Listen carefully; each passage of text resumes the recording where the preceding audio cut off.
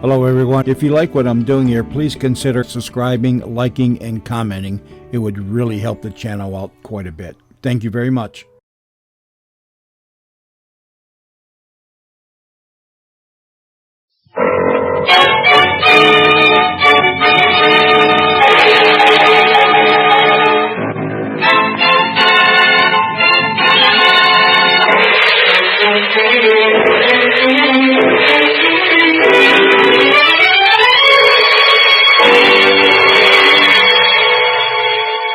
Presenting Orson Welles as The Third Man.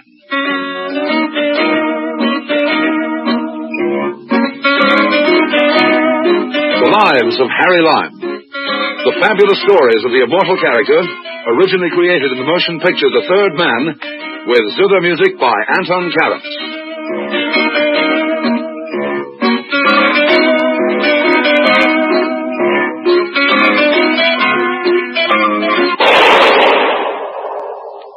That was the shot that killed Harry Lime. He died in a sewer beneath Vienna. As those of you know who saw the movie The Third Man. Yes, that was the end of Harry Lime. But it was not the beginning. Harry Lime had many lives. And I can recount all of them. How do I know? Very simple. Because my name is Harry Lime.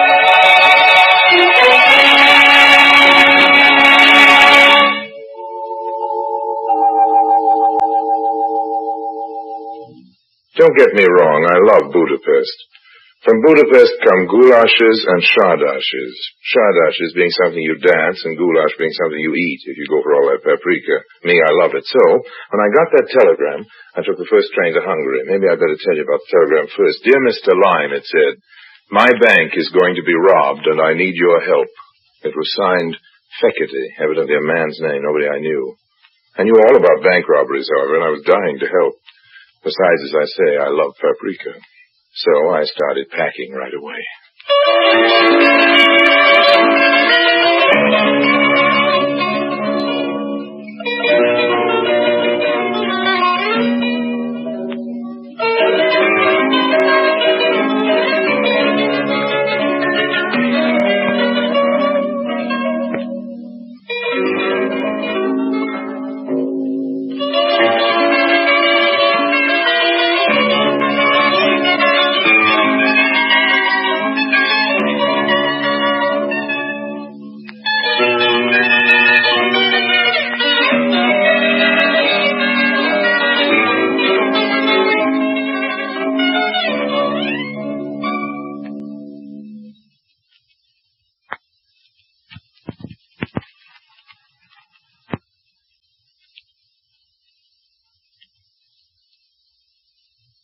And now Orson Welles as Harry Lime, the third man, in today's story, Too Many Crooks.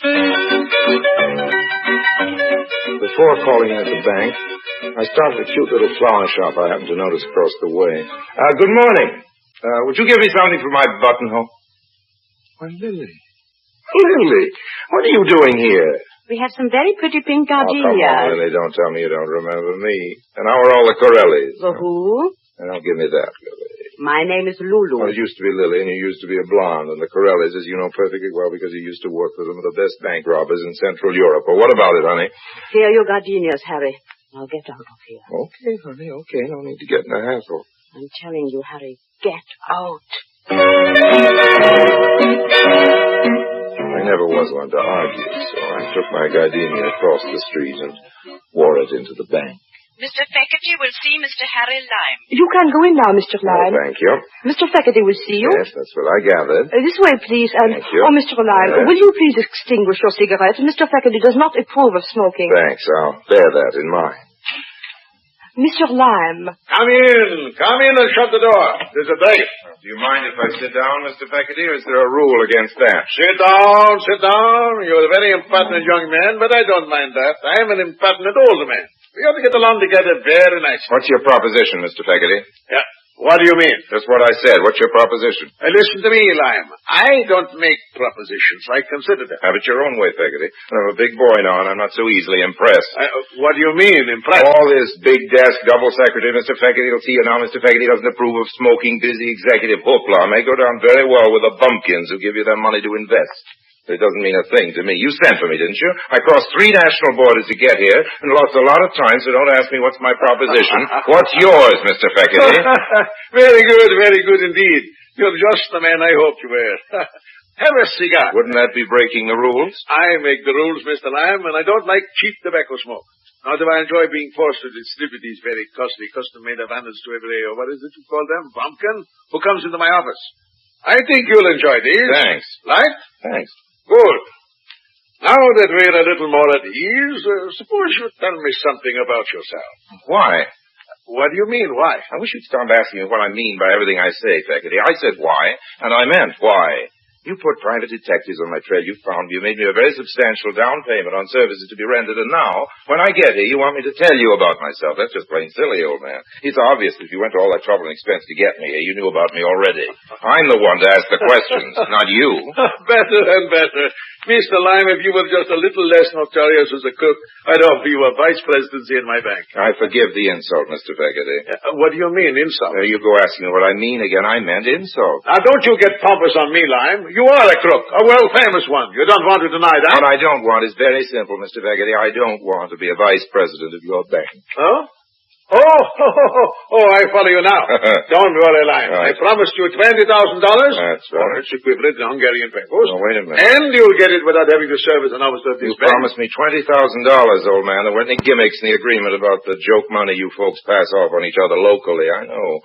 I carry my own microscope for reading the fine type. Very well, very well. $20,000 it is. Don't you want to know what I expect you to do for it? Mr. Peggotty, you keep making me repeat myself. I told you before that I'm a big boy now.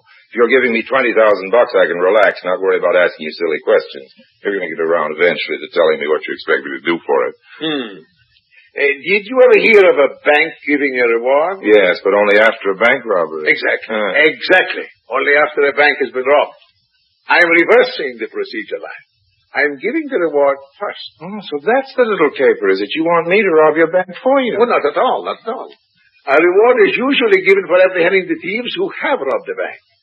What I want you to do, Harry, I may call you Harry? Certainly, old man. Call me Harry if it gives you any fun. Well, Harry, what I want you to do is to apprehend the robbers before the robbery is committed. Very clever, don't you think so? Have another cigar.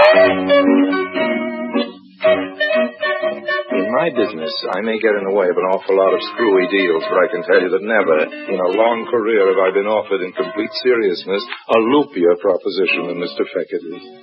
Seems the key to the whole affair was Mr. Peggotty's junior officer in the bank, a certain Mr. Fodor. Ladislaus Fodor is the full name, Harry.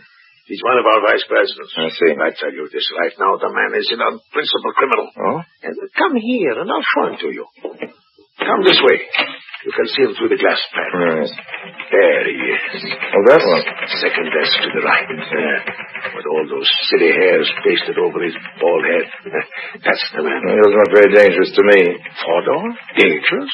He has the brain of a backward bird and the charm of a worm. Now that I look back on it, I can't imagine how I ever persuaded myself to be jealous of him. Jealous? I don't follow you, old man. If I have a fault, Harry, it is this. I do tend to be jealous. Lulu often chides me about it. I have promised to curb the instinct, but there, it is a part of my character. Lulu? You mean the girl in the flower shop across the way, that Lulu? She is the only Lulu I know, Mr. Lyon. How does it happen that you are acquainted with her? You see this carnation? I see it, yes. Lulu sold it to me, overcharged me, scandalously, as a matter of fact. Well, Lulu is a working girl. She must live. How does it happen you know her? What makes you think I do? You know her name? Oh, one of the other customers called her that while I was still in the shop. As it happens, it was this little fellow you just pointed out to me over there, the Vice President, Fodor. Third Vice President. I hate to keep harping on these commercial matters, Faculty, old man, but just how does my $20,000 reward come into the picture? Let us retire to my inner office, Harry. I never tell him. Okay, old man. Sit down, please, Harry. Have another cigar. My pockets are bulging with cigars now, old man. Let's concentrate on the 20,000. Certainly, certainly. Oh, Miss Garber. Miss Garber. Yes, Mr. Peggotty? No matter who calls, don't disturb me, not on any account. I'm having an important conference. Yes, Mr. Beckett. Oh, jealousy, Harry. Jealousy is a terrible Yes, thing. yes, certainly is. Now about this reward. Jealousy is the green-eyed monster who doth mock the meat it feeds on. That's how the poet Shakespeare expresses The it. poet Shakespeare said a mouthful, and now... But still, if it had not been for jealousy, I would never have followed this photo into Lulu's shop. And if I hadn't done that, I would never have discovered the digging. Digging? What digging? What would you say, Harry, if I were to tell you that running under the street from Lulu's flower shop to this bank, there is a tunnel? A tunnel? What would you say if I told you that? Well, I'd say, well, what do you know? That's what I'd say. That's what I said when I found out about it. And that's why I say now that I must never forget to be grateful to jealousy, particularly since I've discovered that there's nothing between Lolo and Fodo, or nothing serious. And do you know what I'd say to that? No? A couple of rude words. Yeah, but why? Why? You find them scrabbling away together like a couple of chubby moles, digging away in the general direction of your bank vault, and you say there's nothing serious between them? There isn't, I'm sure of that. I have Lulu's file. And besides, what could she possibly see in a fat little nonentity like Fodo? No, the only one who thinks it's serious is Fodo. And that's the whole point. Fodo is a dupe, a mere cat's paw in the conspiracy. Oh, yes, and who's the mastermind? I am. Uh-huh. And what does Fodo think about that? He languishes in ignorance. He knows nothing. And to think that he aspires, he dares to aspire to my position in the bank. And how does Lulu fit in? I must tell you that Lulu has given me some reason to hope that she will someday make me the happiest man in the world. And how would she do that? By giving up Fodo or sending you a big bouquet of roses? Let's get down to cases, old man. Wedding bells can ring out from Buda to Pest and back again, but I won't be there to throw any rice unless I get paid. What is it exactly you want from me? Lessons on how to help Fodo and Lulu rob your bank? Fodo's going to do the robbing, and besides, it isn't my bank. I'm only a salary And officer. then Fodo gives you the money to give to Lulu, is that Certainly it? not. Certainly not. That would be silly. That's just what I was thinking. No, every day Fodo is supposed to take the paper money from the various cages and place it in the vault. Yeah? This is his responsibility. Yeah? Tonight, however, he will not do this. He will leave the money outside the vault, hidden in a large fighting cabinet. Oh, yeah. Oh, the entire plan has been carefully worked out, I can assure you. All I can say is this Fodo of yours is a very cooperative type of cat's boy. Don't call him this Fodo of yours. He isn't. He's no Fodo of mine. Have it your own way, old man. What comes next? You, I suppose, huh?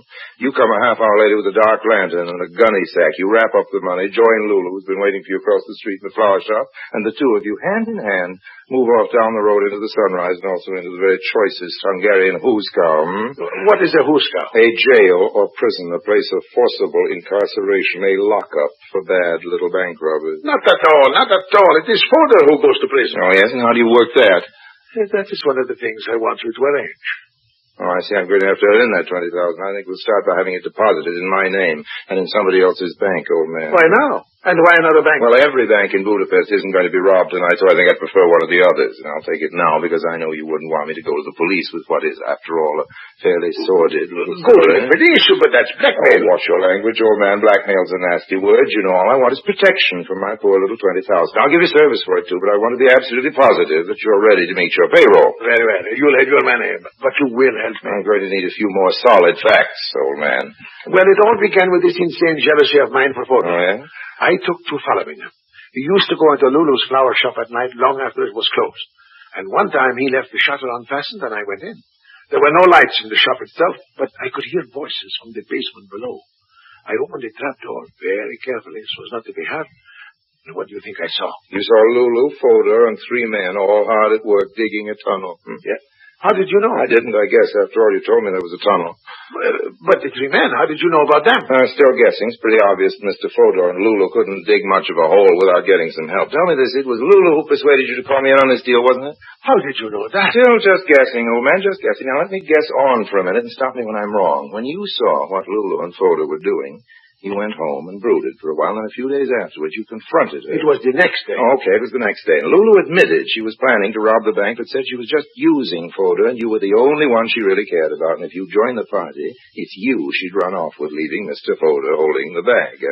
An empty bag. How am I doing? Oh, you're a clever man. Sure I am. That's why Lulu had you send for me. You see, the idea is that Fodo will hide the money outside the vault and leave. Then, according to the arrangement, as he understands it, Lulu will come through the tunnel at night with her helpers and take the money back under the street through the tunnel. Who did she tell Fodor these helpers were? She said one of them is her brother and the other two are cousins. And what did she tell you? That's what she told me. Why? Nothing, old man. That's all. Just give me one more guess, Oh, go ahead. After Fodor leaves the money, what you do is crawl back through the tunnel with a sack of currency clenched in your teeth. But no, that wouldn't make any sense, would it? You'd run into a couple of brothers crawling in the opposite direction. I'm not to have anything to do with the tunnel. You see, Fodor leaves the money out just before closing time. That way he's implicated and we have a scapegoat. So there's nothing to stop me from letting myself in with my key at night and walking away with the money. Who could suspect me? It's a perfect crime, Harry. Wouldn't you say so? Yes, it's quite a crime if you look at it in one way. But tell me about the brothers. What are they supposed to think about all this? Oh, they don't know about it. Lulu hasn't told them. But the news will reach them eventually, and what then? They must be implicated somehow, along with Fodor. But I must be protected, and Lulu. That's what you're here for, Harry. Have another cigar.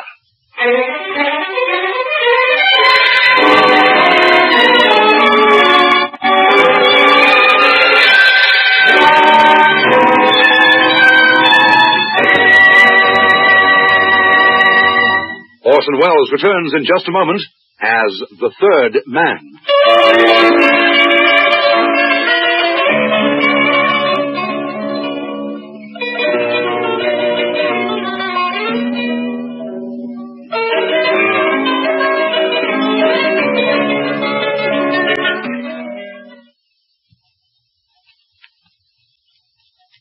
And now, Orson Welles as the third man continues with today's story, Too Many Crooks. Naturally, the first thing I did after making my farewells to Mr. Feckerty was to go across the street and pay a call on Lulu. Harry, Yeah? listen to me carefully. I'm listening, honey. There's a little cafe on the hill above the old city. You know the place? Mm-hmm. There's a gold rooster on the roof. Now, what about it?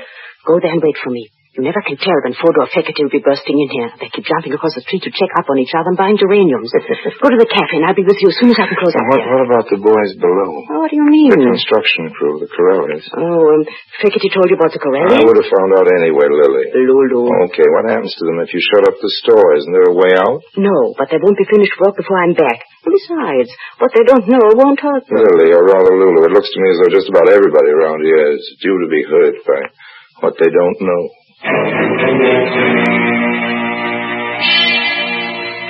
I found the Gold Rooster and sat down on the terrace of the restaurant to wait for Mr. Feckerty's fiancée. Over a glass of Tokay, I tried to add up the situation as it then. As far as I could see, the whole setup was like a Picasso painting. No matter how you looked at it, it was cockeyed and upside down. Hello, Harry. Don't order anything for Hi. me. I haven't time. Don't worry, Lily. I'm not here to celebrate. We can have our party after I know who's going to pay the check. I wish you'd call me Lulu. Okay, Lulu. Now, here's all the sense I can make out of this little caper. You came here with a Corelli gang, No, right? they came first. Then they sent for me to work in the flower shop for a front. The tunnel was their idea. Then you sent for me. That was your You're idea. right. Fodor thinks he's going to divvy up with the Corellis and marry you on the proceeds. Something like And that. Feckerty thinks something like the same something. The president thinks he's going to put it over the vice president. What about the construction crew? You mean Walter and the Yes, others? the Corellis, the original burglars. What are they going to get out of this? According to Feckerty, it's going to be the old double cross, but if I know you, Feckerty's in for the same gentle treatment. Harry, why should anybody get anything out of this except... Okay, Lily, okay. Book a couple of spaces for us on the first milk train out of Budapest, but be sure to get reservations on the bulletproof car. I wish you would call me Lulu. Time marches on. A lot of trusting Hungarian depositors line up at the bank, leave their hard-earned pengos at the impressive-looking gilt cages for what they fondly believe is safekeeping, and hurry home to have their evening plate of goulash.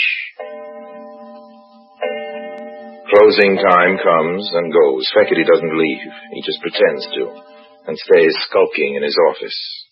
Meanwhile, Fodor takes the big packages of pengos, which, as you know, is Hungarian for money, dutifully to the door of the vault. He slams the vault loudly, this being for the benefit of the janitor, who is deaf anyway and doesn't hear, and quickly stows the loot in the empty filing cabinet which he has thoughtfully left nearby for just this purpose. He then goes home and passes a very restless night.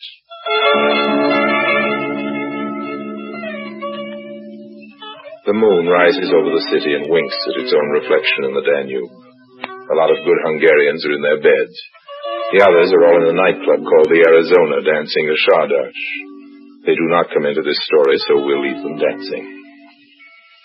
Down onto the street, the Corellis, those adept bank robbers, continue to dig.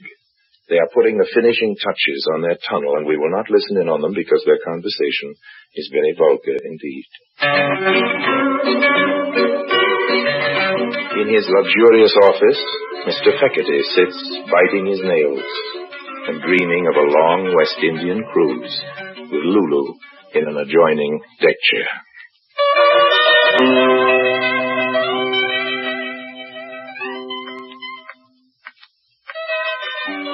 As the gang in the tunnel understand it, when the clock strikes 12, they are to open the secret trap door which they had previously prepared inside the bank, a section of tiling near the vault, go to the filing cabinet and take out the money which Fodor has left there, thus eliminating the noise and inconvenience of breaking into the vault, and, first closing the loose tile after themselves, scuttle back with the loot under the street into the flower shop, out into the night, and as far away from Hungary as possible. As I say, that's the way the gang in the tunnel understand it. This is also the arrangement as Mr. Fodor understands it, with a trifling difference, that he expects Lulu to stop by for him with his share of the profits. Like Mr. Feckerty, he is biting his nails and dreaming of tropical cruises. And what of Lulu? What of Lulu, indeed? It is Lulu's little plan to foozle everybody, Corelli, Fodor, and Feckerty. She's led them all on to just this point. It is the point of departure. Lulu's departure. Lulu and all those neatly wrapped packages of fingers. The trouble is, it's all just a little bit too much for one little girl to handle alone, so Harry Lime's been sent for. Harry is supposed to assist at the general foozling of one and all, and then, in due time, of course, he's to be foozled as well. Lulu will send Harry off to mail a postcard, and when he gets back, Lulu will continue her travels alone, with nothing to keep her company but the loot. That, as I say, is the way Lulu understands it. The clock, high in the steeple of San Stefano, strikes 12. This is the signal. Mr. Corelli, that celebrated expert, with his two able assistants, starts toward the bank. The tunnel was not built for comfort, and the going on hands and feet is a trifle rough. There's a bit of genteel cursing, but hearts are high. At the sound of the clock, Mr. Feckerty removes the bound bundles of money from their place of safety and checks once again the bolts and fastenings which keep the loose tile in its place. In the darkness, Mr. Feckerty smiles. He is satisfied that, contrary to the Corelli's expectations, the bank end of the tunnel is firmly and irrevocably closed. Still smiling, he starts toting the money toward the side door for which he, Mr. Feckerty, is the perfectly legal possessor of a key. On the outside, Lulu, with a high-speed car, is supposed to be waiting for him. Unfortunately, however, a moment earlier, Harry Lime, on the flower shop end of the tunnel, has persuaded Lulu to go down for a moment and tell the boys not to try lifting that trick tile for at least a half hour. Lulu hates herself now for not having analyzed the merits of this suggestion. She has plenty of time now to think this over, because foxy old Harry in the flower shop has bolted down the trap door. The clock has stopped striking, of course, and Mr. Feckerty pops out of his bank looking for all the world like a jolly Christmas shopper, with his arms loaded with bundles. There is a high-speed car waiting for Mr. Feckerty, all right, but it is full of strange gentlemen, and they are all dressed in uniforms. Put up your hands, Feckerty. Put up your hands. You're under arrest. But there's some mistake. Oh, not at all, old man. No mistake at all. You see, gentlemen, just as you were told, there he is, and there's the money. Come along now, Feckerty. We are taking you in. You, Harry, a police informer. Not a bit of it, old man. I wouldn't dream of telling on you. No, the cops got the tip-off from an anonymous letter, and you know how you spell anonymous? L-U-L-U. Lulu. She did it. Lulu. That wouldn't be Lulu Hartz, would it? Alias Lily the Twister. Yes, officer, I believe so. There's a reward offered for her capture, isn't there? I should say there is. What about the Corelli gang? They've got the biggest price on their heads in Central Europe. Oh, that's lovely. It's all beginning to add up when you throw in the generous reward Mr. Feckerty posted in the name of his bank this afternoon. But you're not going to collect that, are you? Why not, old man? After all, you put up the money for me to collect before the bank was robbed, didn't you? You also wanted me to thwart the Corellis, and if you yourself are foolish enough to go breaking the law, you'll just have to tell it to the judge. I'll tell him plenty. I'll tell him about you. Go ahead. I haven't broken any laws, remember, and you'll only help me collect my various rewards. Matter of fact, Lime, Just what is your connection with this affair? What have you done? Officer, all I did was turn a bolt on a trap door. Nothing at all, really, just a twist to the wrist. And now if you've got some spare handcuffs ready, I think we better open it up again. The folks down below may be getting a little fretful, and I think they'll appreciate a change of scene. If you'll come with me, officer, I'll show you the place. Really, Mr. Lime, I can't tell you how grateful... Please, old man, don't mention it. Pleasure, I assure you. Won't you have a cigar?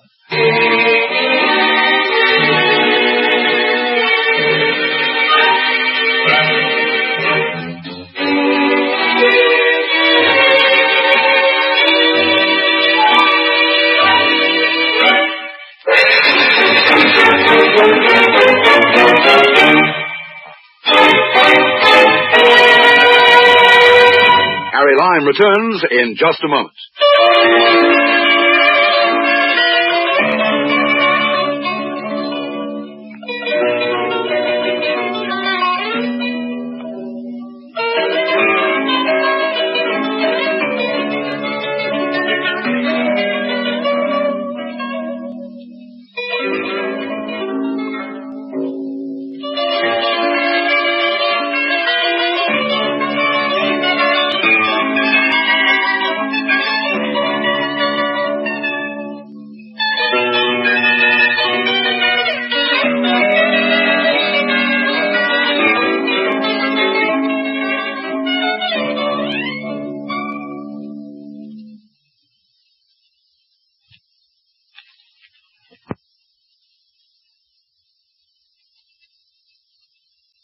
And now, Harry Lime.